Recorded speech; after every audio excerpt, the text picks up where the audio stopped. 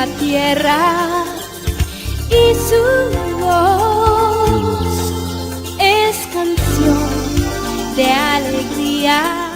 El león será amigo del buey, el cordero andará con el lobo y no causarán destrucción. Todo mi santo monte Jamás y reinará la paz, no causarán destrucción. Jamás y guerras ya no habrá.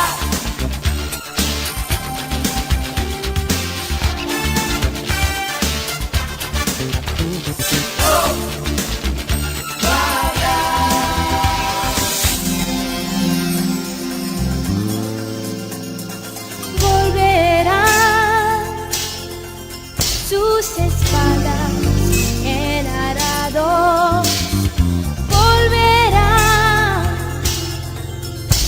sus lanzas en guadañas, las naciones no alzarán sus espadas, oh, no causarán destrucción. todo mi santo monte Jamás y reinará la paz, no causará destrucción. Jamás y guerras ya no habrá. Nunca más, no causará destrucción. Jamás y reinará la paz. Bueno, sin más preámbulo, hermano, vamos a invitar con alegría y con gozo, con gran expectación, hermano, del Espíritu, al doctor Salomón y a su amada esposa para que también nos vuelva a saludar en el nombre del Señor, que personas que no lo conocen. Por favor, pasen por aquí, entregamos los micrófonos y ellos siguen adelante con el programa de la noche. Gracias, Dios les bendiga, hermanos, una vez más por esta oportunidad, pastora, la pastora, a todos, por permitirnos estar en este estrado, ¿verdad? Más que nada, nuestro Dios Todopoderoso, que si no fuera por Él, no estaríamos aquí, hermanos. Su misericordia es que nosotros nos podemos.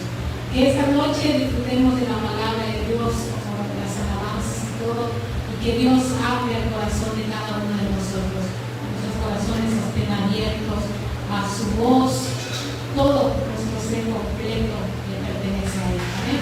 Así que le presento a mi esposo. Que Dios lo bendiga, que Dios también lo use ahí para la honra y gloria del nombre de Dios. Que sus palabras, pues, las palabras de Dios dirigidas por Él lleguen a nuestra mente y podamos entenderlo y comprenderlo. Que Dios le dé mucha sabiduría, control y todo para exponer la palabra de Dios. Una bendición. Muchas gracias, amigo, por esa palabra. Y después de un momento que estuvo ella, hermano, compartiendo un tema a un grupo de líderes aquí.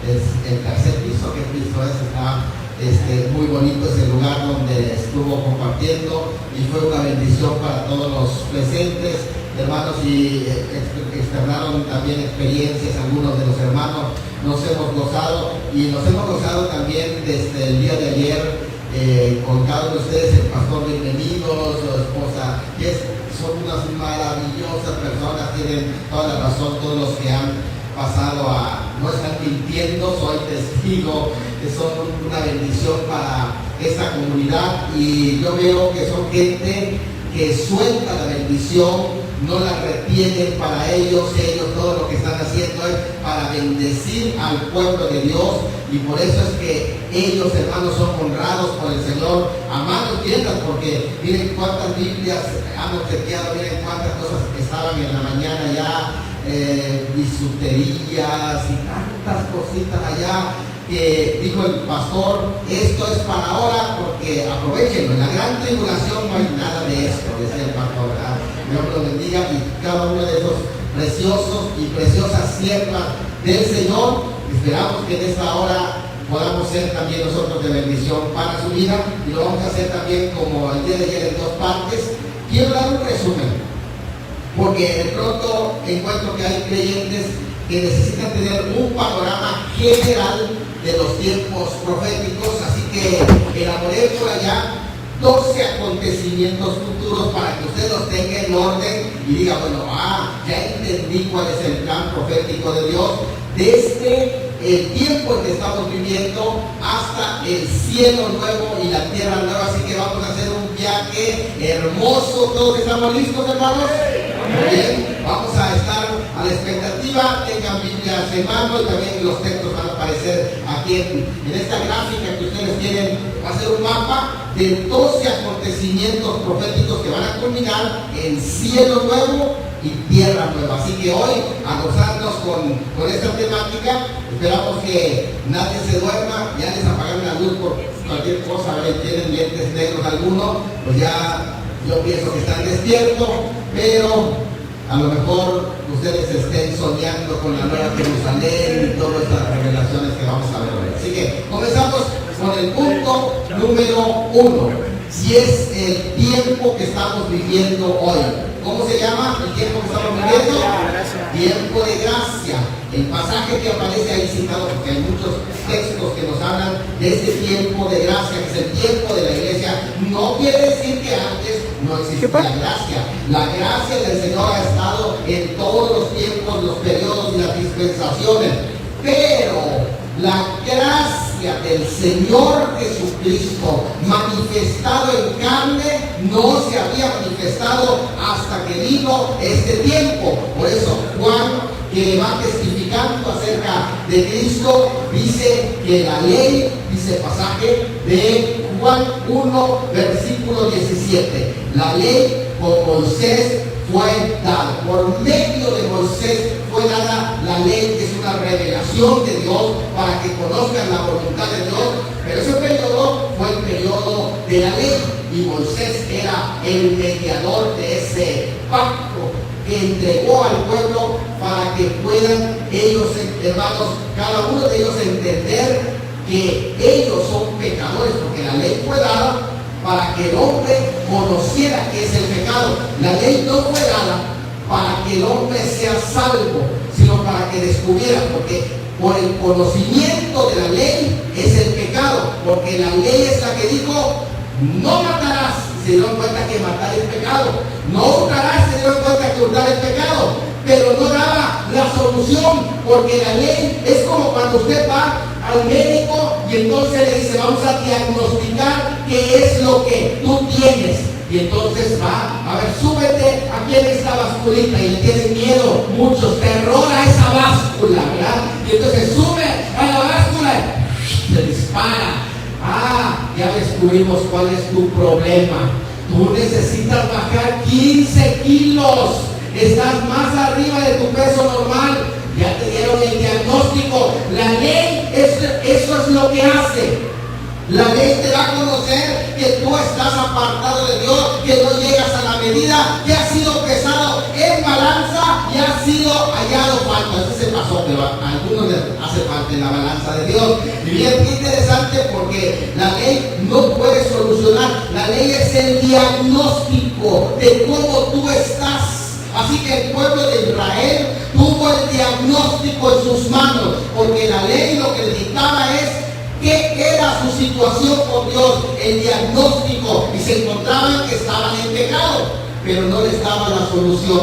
Así que la ley por medio de Moisés fue dada, pero la gracia y la verdad vinieron no por medio de Jesucristo, sino que vinieron con Jesucristo incluido. Esa gracia era Jesucristo mismo, que vino en persona, la salvación. Todos estábamos perdidos, pero apareció nuestra salvación y se llama Jesucristo. Jesús, que significa salvación, el Salvador.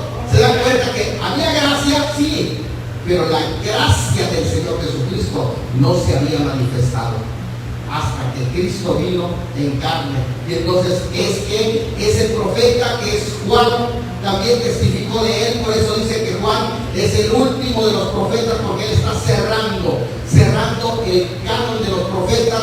Juan fue el último de los profetas y testificó de esta gracia que vino, que es el Señor Jesucristo. Y ahora empieza otro periodo que ahora nosotros vivimos y que inicia después de su muerte, porque acuérdense que la ley termina con la muerte de Cristo, el periodo de la ley. Y ahora ya nosotros no somos inculpados de nuestros pecados. ¿Por qué? Porque tú y yo estamos muertos a la ley. ¿Cuándo morimos a la ley? Cuando Cristo murió, porque Cristo murió por nosotros. Así que nosotros ya somos muertos a la ley. Y si aquel gente que trabaja en temas legales sabe que la ley no se aplica a los muertos, es más, ni siquiera sus deudas. Si usted le debe a Coppel y se muere, ¿qué pasa? Ya está libre de sus deudas. Y nosotros morimos a la ley. Cuando Cristo murió hace 2000 años, tú y yo estamos muertos a la ley. Así que la ley no nos puede reclamar a los que estamos muertos, porque ahora vivimos para Cristo. Y esto es algo muy interesante que menciona Romanos capítulo 8. Cuando usted agarre la palabra, de una leidita ese pasaje, se da cuenta que estamos muertos a la ley y que ahora vivimos para Cristo. Este periodo de gracia va a terminar con un suceso importante que tú y yo debemos de estar esperando. El día y la hora que nadie sabe. Es el momento que se le conoce como el carpazo, el fin del periodo de la iglesia sobre la tierra, cuando el cuerpo de Cristo deja de ser el cuerpo y se convierte en la esposa. Lo vimos en la mañana. Y entonces es presentar delante de Dios. Y la palabra presentar, ahorita lo vamos a explicar un poquito más, porque es una palabra muy técnica que nos habla de una presentación legal en una boda. Pero esta segunda parte es el arrebatamiento de la iglesia, que va junto con, pegado del juicio de los creyentes. Esto es en 1 Tesalonicenses capítulo 4, versículo 17, donde el apóstol dice: les digo un misterio. Un misterio es algo que no estaba revelado en el Antiguo Testamento, que los profetas no recibieron esta revelación. Un misterio es algo que no se amplió claramente en el Antiguo Testamento. ¿Por qué razón? Porque el arrebatamiento de la iglesia no es promesa para Israel. Por eso se llama promesa para la iglesia. Arrebatamiento de la iglesia, no de Israel. Ya nos dimos cuenta que Mateo 24 habla de la reunión del pueblo de Israel, pero eso no es el arrebatamiento, porque el arrebatamiento es exclusivamente para el pueblo de este nuevo pacto, para la iglesia. Y es interesante saber que Dios se lo reveló a los profetas y apóstoles de esta iglesia, en especial al apóstol Pablo, cuando él sufre un apedreamiento. Algunos piensan, cuando fue apedreado el apóstol Pablo, algunos piensan que en ese momento en Listra él muere, y que en ese momento, cuando lo sacan arrastrado, ¿se acuerdan? Ya muerto completamente. Y él dice en 2 de Corintios, él habla en el capítulo 11 y dice: conozco un hombre, no sé si en el cuerpo, no sé si murió o no murió, no estoy tan seguro, pero conozco un hombre que fue arrebatado hasta el tercer cielo y vio cosas inefables que no estaba ningún hombre, y allí se le reveló un misterio que nadie sabía. Por eso él es el apóstol que da esa revelación en 1 de Corintios capítulo 15 versículo 50 en adelante, cuando dice: les digo un misterio, no todos dormiremos, no todos vamos a morir, pero todos los creyentes vamos a ser transformados en un momento. La palabra momento en el griego es una palabra que se traduce en la palabra atome, y ahí viene la palabra atom. En ese momento era la palabra para hablar de la parte más pequeña. Ahora ya existen otras palabras, ya se hablan ahora de partículas, partes más pequeñas, pero que no existían en ese momento. La filosofía griega no conocía las partes más pequeñas, y está hablando del átomo, pero está hablando de algo precioso, porque está hablando de la milésima de segundos en el que va a suceder este evento, y a la vez, escuchen esto, a la vez está hablando de lo maravilloso como está conformado el cuerpo y la resurrección del ADN que está en nuestras vidas. De modo que cuando dice en un momento, en un átomo, que la persona cuando muere, de ese átomo, de su cuerpo, de ese ADN, donde se encuentra toda la cadena de la información de lo que tú eres como persona, con ese átomo, donde se encuentra tu ADN, se puede descubrir. Escuchen esto y pongan atención desde la ideología de género.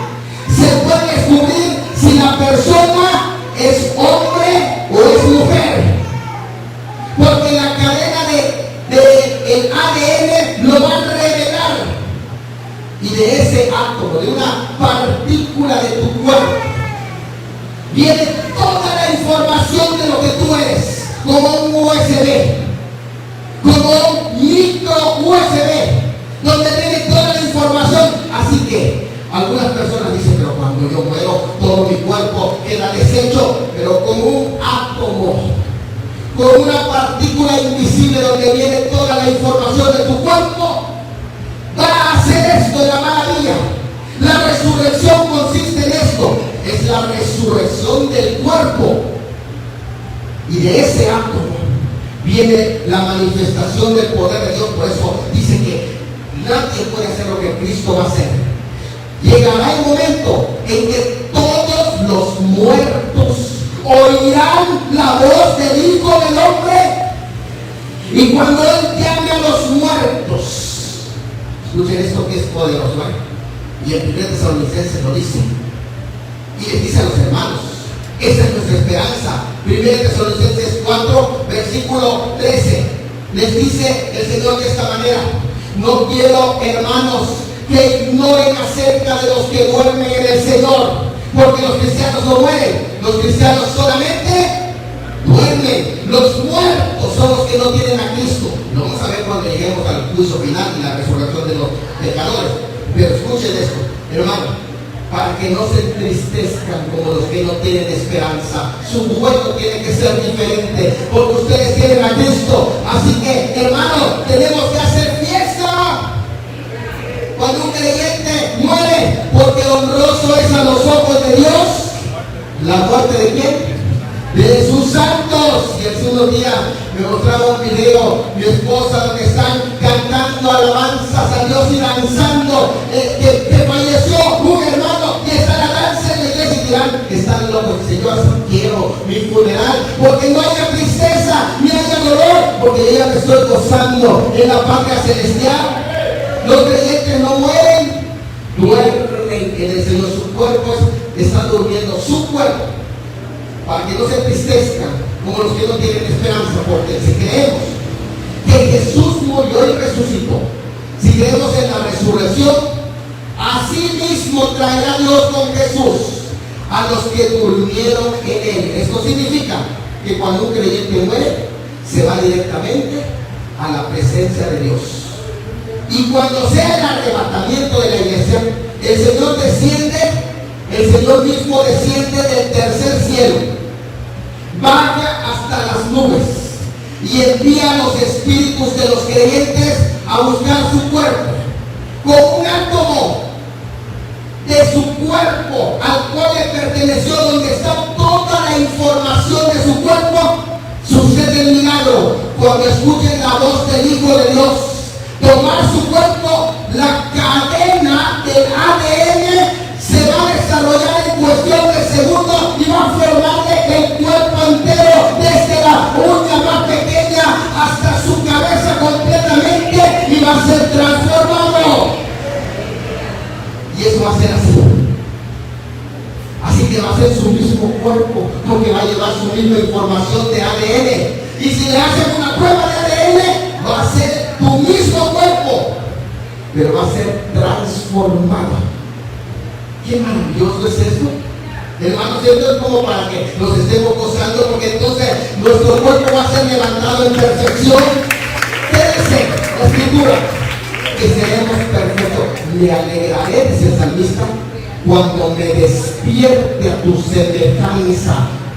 Seremos semejantes a Él y entonces le veremos tal cual es. Ahí tú ahora vas a mirar con estos ojos, pero transformados al mismo Señor Jesucristo en persona.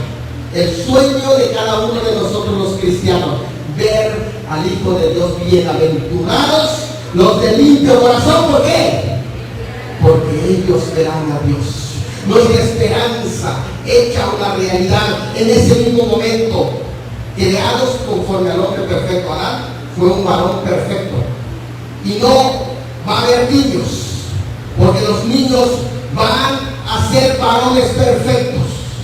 ¿Por qué? Porque Adán nunca fue un niño. Adán fue creado como un varón perfecto. Y no va a haber diferentes tamaños, solo una medida perfecta.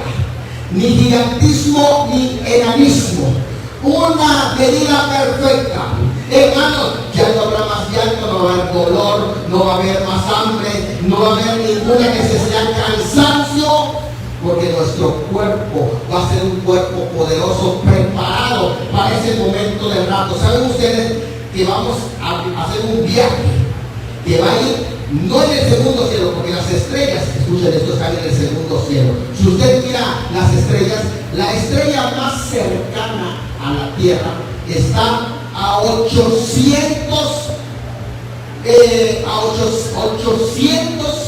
kilómetros de años luz. ¿Saben ustedes qué es eso? ¿Cuándo usted va a llegar a esa distancia, hermano? ¿Cuándo? Usted lo que ve, si una estrella en este momento estalla, usted ni cuenta se va a dar. Usted va a seguir viendo la estrella, porque cuando llegue el reflejo, aquí ya tiene tiempo que estalló. Nada más para que se dé una idea. ¿Cuánto tiempo en viajar? Pero no podemos llevarnos mucho tiempo en viajar. Así que, ¿sabes qué va a pasar? No existe una máquina en esta tierra que viaje a la velocidad de la luz, que es 300,000 kilómetros por segundo. Viaja la luz. 300,000 kilómetros por segundo. No existe nada que pueda hacer este viaje. Pero nuestros cuerpos van a ser transformados, de modo que nuestro punto de impulso ya no va a estar concentrado en la materia, sino que ahora nuestro centro de impulso y nuestra comunicación, por eso es que todos vamos a entender, nos vamos a conocer, vamos a hablar, vamos a conocer a las personas. Y vas a saber que ese es Noé, y vas a saber que ese es Abraham, y vas a saber que ese es Pedro, y vas a saber que ese es el apóstol Juan. Lo vas a conocer, porque vas a tener un conocimiento intuitivo de Dios. Y esa velocidad que vas a tener es como en tu mente, en un momento, en un abrir y cerrar de ojos, cuando digas, me voy con el Señor, y hagas así, ya estás en las nubes. ¿Sabes qué velocidad es esa? Más veloz que la velocidad de la luz. Y luego nos vamos al tercer cielo. Así que por esa razón necesitas un cuerpo glorificado. Nadie que diga, pues si viene el arrebatamiento y veo que se está yendo mi esposo, me cuelgo de los pies. No, te va a desintegrar tu cuerpo a la velocidad que va a ir en uno y la vas a ver pasar. ¿Te das cuenta por qué seremos transformados? Nuestro cuerpo necesita un cuerpo que pueda soportar toda esta potencia. Miren qué interesante eso. El arrebatamiento de la iglesia se da en un momento. El Señor envía a los muertos a buscar sus cuerpos, resucitan los muertos en perfección, son llevados a la presencia del Señor, y ahí en la presencia del Señor, en las nubes, viene lo que mi esposa estaba explicando hace unos momentos, las recompensas de los que sirven a Dios, porque no todos van a ser recompensados por igual. Es de acuerdo a lo que usted hizo en la obra de Dios. Hay diferentes tipos de coronas que se van a recibir, así como aparece aquí en estas imágenes que hizo nuestro hermano Bienvenido. Las coronas van a suceder en las nubes, allá en las alturas. vamos a tener una reunión grande donde el Señor va a coronar a todos los que le sirvieron. Oigan esto, si usted fue un siervo dedicado al Señor, ganador de almas, usted ganó almas, va a tener cierta corona. Si usted dio su vida por el Evangelio y fue muerto como un mártir, va a tener la corona de la vida eterna. Hay diferentes coronas, 5 coronas son mencionadas de distintas clases. Y habrá cristianos que van a entrar en el cielo, pero que no van a tener coronas. Esto es algo tremendo. Solo van a alcanzar la salvación, pero decimos aquí, de panzazo. Pero no van a tener coronas. Es como cuando entras en un tour, ¿no? Y te dicen, ¿sabes qué? Este tour te incluye todo lo que ustedes pueden ver aquí. Y algunos solo le incluyen pase. ¿Por qué? Porque hay promesas específicas. En tiempo de prueba y de fidelidad, Dios dice a los creyentes: y el que venciere, yo le daré que se siente conmigo en mi trono, así como yo he vencido y me he sentado en el trono de mi Padre. No todos los creyentes se van a sentar en el trono. Es más, te voy a decir algo. Llegan al tercer cielo coronados, a la casa del Padre. Y usted leyó de los 24 ancianos. Hay muchas teorías sobre quiénes son los 24 ancianos. Si son ángeles, pero no son ángeles. No, porque la palabra corona que se utiliza para hablar de los 24 ancianos es la palabra estéfanos. Y la palabra estéfano es una palabra que se utiliza en el griego para hablar de recompensa.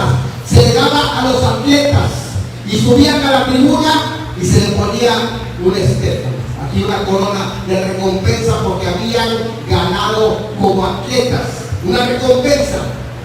Y esto es lo que tienen esos 24 ancianos. Algunos dicen, son los 12 apóstoles y 12 del Antiguo Testamento, que son los 12 patriarcas. Sin embargo, los patriarcas no están presentes todavía. Estamos hablando que están rodeando al Cordero del pueblo de Dios. Y entonces, ¿quiénes son? Escuchen quiénes son. En Segunda de Crónicas se habla de 24 órdenes que se sentaban a administrar. Cada 15 días se cambiaban de órdenes. Y esas 24 órdenes eran para administrar todo el año. 2 veces al año ocupaban por una semana esos lugares de servicio. Y la iglesia, que es real sacerdocio, va a estar sentada alrededor del trono. Pero escuchen esto, no todos. Los que tienen coronas van a sentarse así como se sentaban los que oficiaban, y van a ser rotativas. ¿Qué quiere decir? Todos los que fueron coronados aquí en el juicio de los creyentes y que recibieron coronas, oiga bien esto, oiga bien esto, porque es una revelación grande de la palabra de Dios. Estos 24 ancianos son las 24 órdenes, como va a estar organizada. La bendición de sentarse alrededor del trono lo van a tener los creyentes que recibieron coronas allá en el juicio de los creyentes. Los que no tuvieron coronas no tienen la esperanza de sentarse. Porque esos, cuando se sientan, ¿saben qué hacen? Tienen la oportunidad de sentarse esa semana cuando están delante del rey. Los 24 ancianos. Quitan sus coronas 24 que se les puso en el juicio de los creyentes, se ponen de rodillas y luego, ¿sabes qué hacen? Arrojan sus coronas como ofrenda al Padre. Oiga, ¿pero qué vas a ofrendar? Si ni ofrendas en la iglesia, ni diezmos, poner, si con trabajo vienen los domingos. Oiga, ¿creen ustedes que se va a sentar al lado de Policarpo, un anciano que fue miembro de la iglesia de Juan? Sí.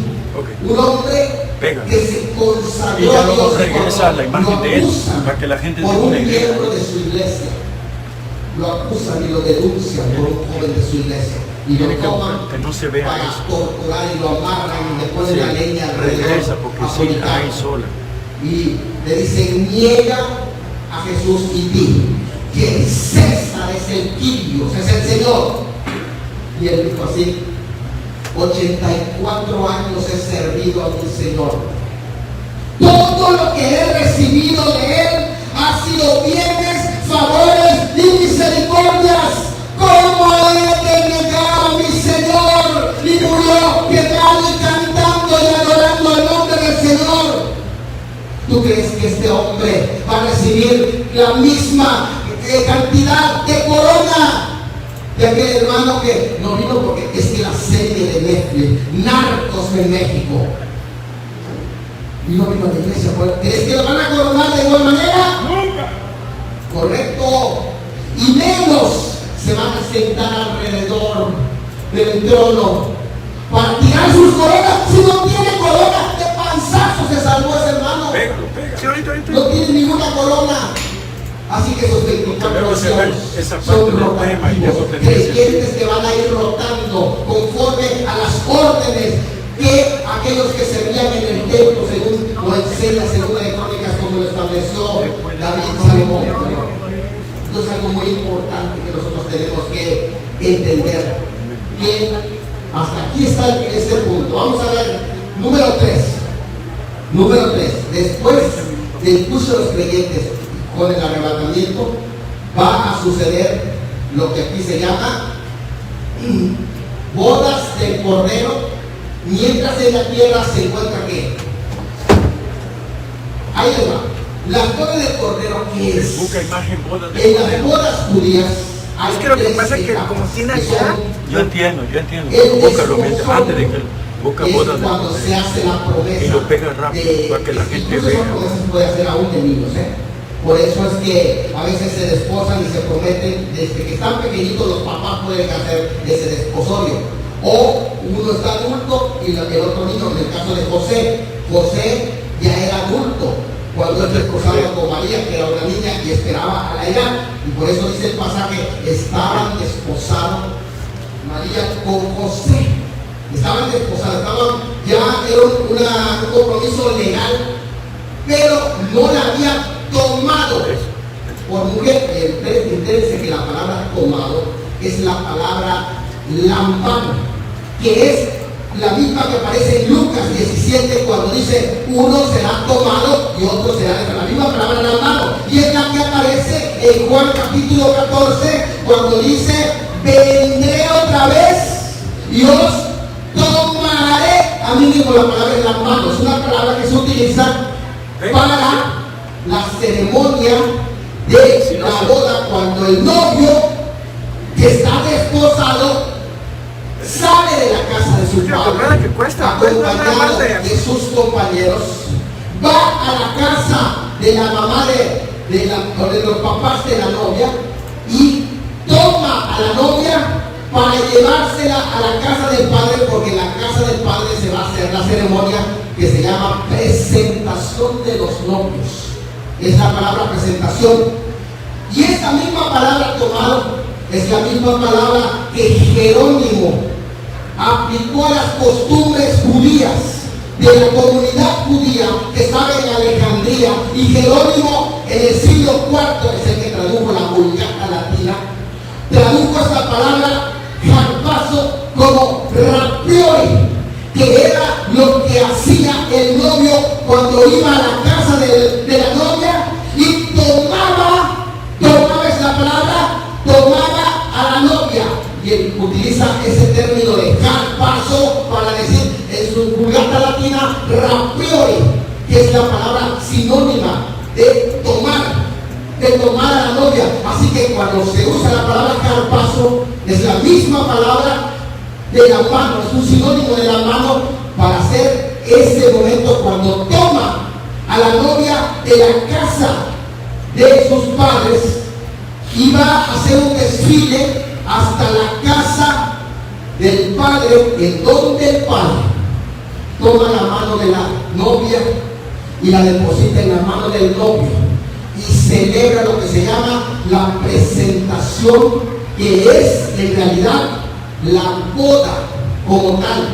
Y eso es lo que Efesios dice, que el Señor está guardando a una iglesia sin mancha, sin arruga, porque lo que hace la novia antes de que el novio venga a tomarla para llevarla a la casa del padre y les oficie la ceremonia de presentación es preparar sus vestiduras.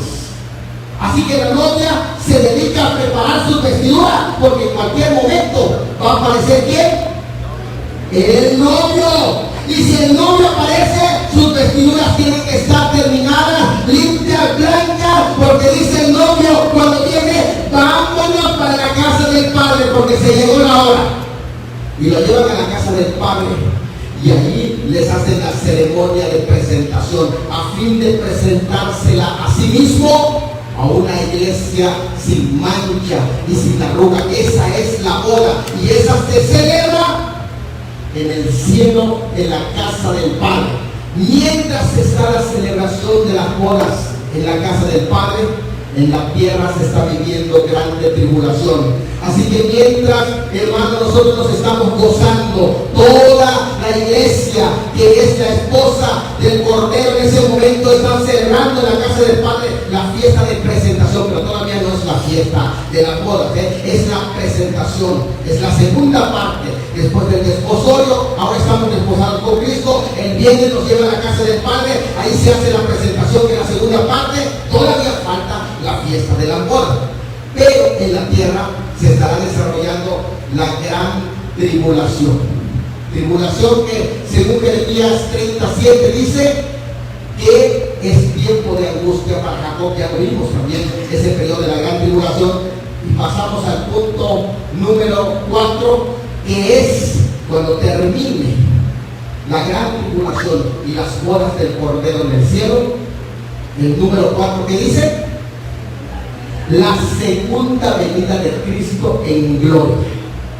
Esta es la segunda parte de la parucía que estuvimos hablando durante la mañana, pero es la segunda venida de Cristo en gloria, y en Tesalonicenses lo menciona que Él va a aparecer para destruir el imperio del anticristo, que aquí está, viene explicado a través de la imagen, que los pies, aquí está el último reino, son los pies de barro y de hierro mezclado, porque es un gobierno débil que aquí se ha degradado desde el oro hasta el barro.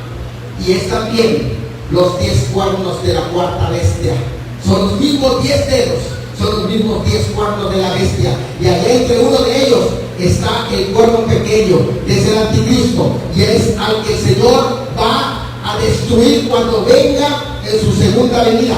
Ahora, cuando Él regresa, pasa algo tan importante, que es, dice allá 5, la batalla de Armagedón es en su segunda venida. Hay 3 sitios en donde viene, pero en Megiddo es en donde arrincona todos los ejércitos, y ahí los somete, y ahí los destruye, y ahí es donde acaba con ellos. Hay otras guerras que menciona la Biblia durante ese periodo. Está la guerra de Salmo 83, que es después también del rapto, algunos consideran que puede ser antes, y está luego la batalla, la invasión, de Gog y Magog, de Ezequiel 37 y 38, que detallo allá en mi libro que se llama Rusia en el ojo de la profecía, que no es lo mismo que la batalla final de Gog y Magog después del milenio, que es otra cosa. Pero esto es importante entender, que ese periodo se cierra con la batalla de Armagedón. Vas a comenzar cuando te diga el 21 la iglesia, de la velocidad del mundo 21. ¿Por qué 28 la revelación de la segundos? iglesia? Porque ahora el mundo Ahora va se a lo vamos a pasar conocer quién cuando ya es te avise. la esposa del Cordero. Sí, ya sé. Por esa razón, antes de la revelación de la esposa, en el capítulo 19, En el capítulo 17 y 18 es destruida la gran ramera, que es la usurpadora, la falsa esposa o la falsa novia, la que proclama ser la novia, pero que no es novia, porque es falsa, porque sus vestiduras no están blancas, sino que están rojas como la bestia, como el color de la bestia rojas. Pero una vez que se destruye a esa falsa iglesia, entonces es anunciado la venida de la novia juntamente con el novio. Y esto es en la batalla de Armagedón. Es ese, exactamente. Y número 6, 21.28. 21.28. Ahí inicia. Y ya yo te digo cuando para. Y poquito antes del juicio de las naciones, que vamos a explicar rápidamente, está el juicio para Israel, representado en dos palabras. Cuando termina Mateo 24, termina con la segunda venida de Cristo en gloria. Y empieza el capítulo 25. Inmediatamente en el capítulo 25 hay dos parábolas juntas, que a veces no las hemos entendido, y se las voy a explicar rápidamente para que podamos dejar el tiempo para explicar nosotros el puntos en la segunda parte. Es esta. La parábola de las 10 vírgenes sucede como juicio para Israel. Las 10 vírgenes son el Israel que está en el periodo de gran tribulación esperando la venida del Mesías. Por esa razón se dice en el versículo 21, entonces, y la palabra entonces en el hermenéutica es un enlace para hablar de la segunda venida, cuando Cristo venga con relación a Israel. Entonces va a suceder eso que menciona en la palabra. Dice, entonces el reino de los cielos será semejante. No dice que es semejante, porque si dijera que es semejante, entonces se refiere al periodo de la iglesia. Pero dice, será semejante. Eso está hablando de ¿qué? Del futuro. Porque dice, será semejante a 10 vírgenes que tomando sus lámparas salieron a recibir al esposo. Y siempre hago referencia de la versión siriaca y la pesita en hebreo, que traduce conforme a costumbres hebreas. Dicen de esa manera: las 10 vírgenes salieron a recibir al esposo con la esposa. Así traducen. ¿Por qué? Porque lo que ellas están esperando, que son las doncellas, son la corte, no son esposas, porque él no quiere casarse con 10 vírgenes, ella sería poligamia, a menos que sea musulmán. No, son 10 vírgenes que son la corte, que está esperando que venga el novio con la novia de la casa del padre donde se les hizo la presentación.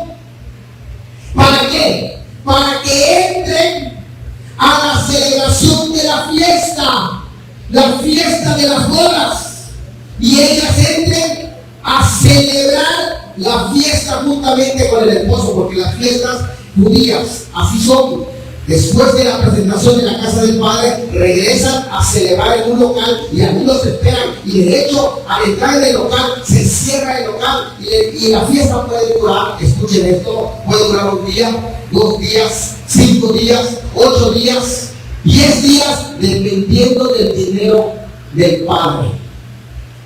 ¿Y sabes cuánto va a durar esta fiesta? 1000 años vamos a celebrar. Imagínate si no murió nadie nuestro padre. 1000 años. Y tienes entonces a vírgenes esperando a que llegue el Señor.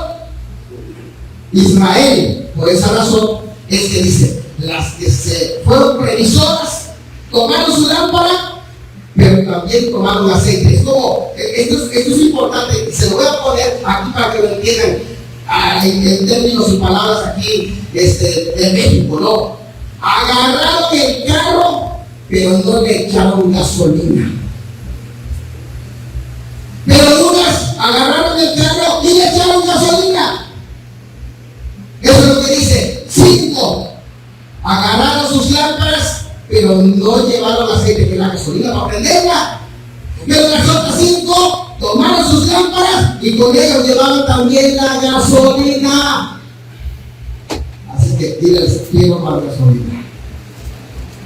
No. Aceite, porque con eso van a prender sus lámparas. Ya estoy viendo que algunos ya iban a cantar, mira, están cayendo de gozo con todo lo que hizo aquel hermano en la fiesta que estábamos gozando, que ya se están confundiendo. Hermanos, ese es el aceite para prender las lámparas. Mira, para eso el aceite, porque cuando se oye el clamor, ahí viene el esposo a la medianoche. Y el día de ayer pusimos una gráfica de los científicos nucleares que son de la escuela de Alberto Einstein. ¿Se acuerdan? Les puse ahí la gráfica del fin del mundo, el reloj del fin del mundo. Ellos dicen, faltan 19 segundos para la medianoche, dicen los científicos. Estamos a 19 segundos del fin del mundo. Impresionante. Entonces se oyó una voz. La voz es: ¡ahí viene el esposo de la esposa! Y cuando escuchan la voz, deben de prender sus lámparas. Pero si no tienen el aceite, la gasolina, si no tienen, ¿cómo van a prender sus lámparas? Y entonces eso representa que no todo el pueblo de Israel se va a salvar. Oiga esto, dentro del pueblo de Israel habrá gente que se va a arrepentir, que va a servir a Dios, pero habrá otras que son vírgenes, porque dice que todas cabecearon. Y en este momento Israel completamente está cabeceando. Todas cabecearon y durmieron. Todas. Pero es que cuando se dijo, ahí viene el esposo, despertaron. Y algunos sí llenaron sus lámparas de aceite, pero las otras no. ¿Por qué? Porque eso es cuando venga el Señor. Israel que esté vivo serán los primeros que van a ser juzgados. Y algunos de ahí, de ese momento, no van a entrar a la fiesta del milenio, sino que van a recibir la voz cuando ellos regresen de llenar sus lámparas. ¡Ábrenos!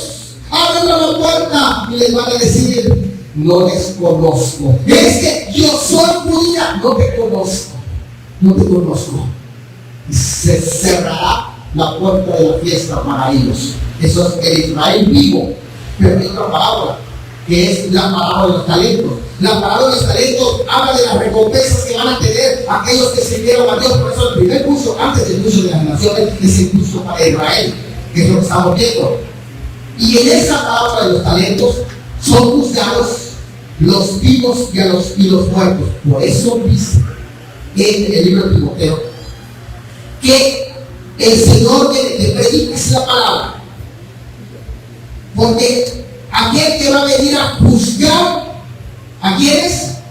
A los vivos y a los muertos en su manifestación y en su reino. Así que en su segunda venida va a juzgar a los vivos y a los muertos. Quiere decir que en el pueblo de Israel, los santos del Antiguo Testamento y los santos que murieron en el periodo de la gran tribulación van a resucitar para ser recompensados. Los otros muertos no van a resucitar, y lo vamos a ver en la segunda parte qué va a pasar con los otros muertos. Pero aquí va a haber una resurrección del pueblo de Israel, que es la resurrección que habla Daniel, y allí van a ser recompensados. Por eso es la parábola de los talentos, las recompensas que van a existir de los vivos y de los muertos. Y los vivos que no sirvieron a Dios del pueblo de Israel van a ser tomados y echados fuera. Y al siervo malo y flojo, láncenlo a las tinieblas de afuera, y ahí será el lloro y el crujir de dientes. El primero que va a ser juzgado entonces es Israel. Después de esto viene el juicio de las naciones, que es para separar a las naciones. Este no es el juicio final, ni es un juicio individual, es un juicio colectivo. Por eso son las naciones, que es para determinar qué naciones van a entrar en el milenio, que es lo que sigue. Por esa razón es importante el juicio de las naciones. Muchos van a sobrevivir y van a entrar en el milenio. Pero aquellos que no hicieron bien a Israel durante ese tiempo van a ser echados fuera. Por eso dice, por cuanto lo hiciste a uno de mis hermanos más pequeños, porque durante el periodo de la gran tribulación Israel va a ser perseguido con toda la furia del dragón, y habrá naciones que le van a dar refugio, y a esas naciones que apoyaron a Israel durante ese periodo de tiempo de tribulación van a entrar en el gozo del Señor. Pero las naciones que apoyaron el terrorismo y el narcotráfico y todo esto que está involucrado en la misma línea, ellos van a estar echados fuera. Para eso es el juicio de las naciones. A ellos van a separar de un lado las ovejas y del otro lado los cabritos. ¿Para qué? Es para determinar quiénes van a entrar en el milenio. Así que no es el final. Todavía estamos a la mitad. Ahorita vamos a regresamos con el milenio. ¿Qué les parece? Mientras hagan sus preguntas y regresamos con todo en la segunda parte. Ya leíste el video de los 21 puntos. Venimos de los otros 6 puntos rápidamente.